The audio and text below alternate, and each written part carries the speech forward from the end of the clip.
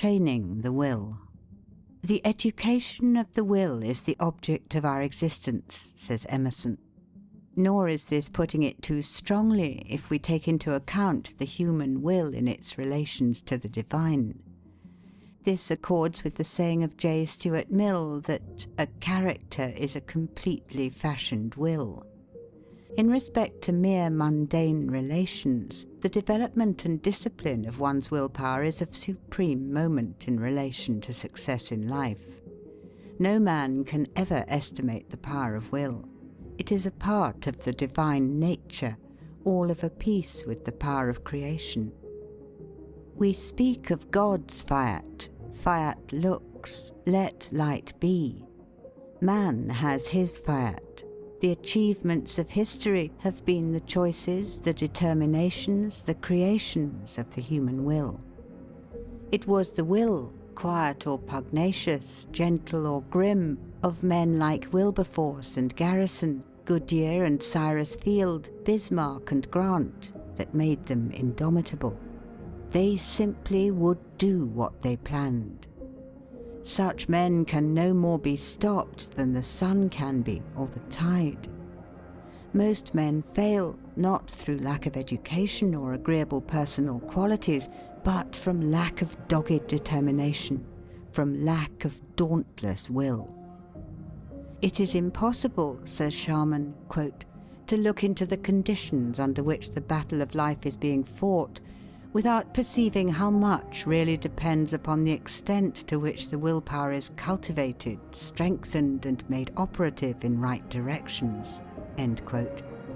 Young people need to go into training for it. We live in an age of athletic meets. Those who are determined to have athletic willpower must take for it the kind of exercise they need. This is well illustrated by a report I have seen of the long race from Marathon in the recent Olympian Games, which was won by the young Greek peasant Sotirios Louas. A struggle in the race of life. There had been no great parade about the training of this champion runner.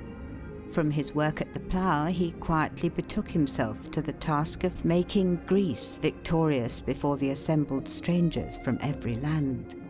He was known to be a good runner, and without fuss or bustle he entered himself as a competitor.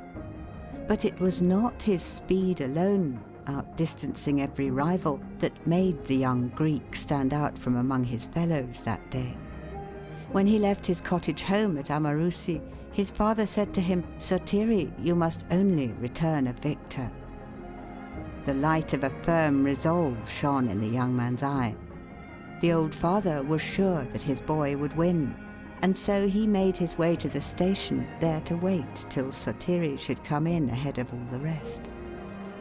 No one knew the old man and his 3 daughters as they elbowed their way through the crowd. When at last the excitement of the assembled multitude told that the critical moment had arrived, that the racers were nearing the goal, the old father looked up through eyes that were a little dim, as he realized that truly Sotiri was leading the way. He was returning a victor. How the crowd surged about the young peasant when the race was fairly won. Wild with excitement, they knew not how to shower upon him sufficient praise. Ladies overwhelmed him with flowers and rings, some even gave him their watches, and one American lady bestowed upon him her jeweled smelling bottle. The princes embraced him, and the king himself saluted him in military fashion. But the young Sotirios was seeking for other praise than theirs. Past the ranks of royalty and fair maidenhood, past the outstretched hands of his own countrymen, past the applauding crowd of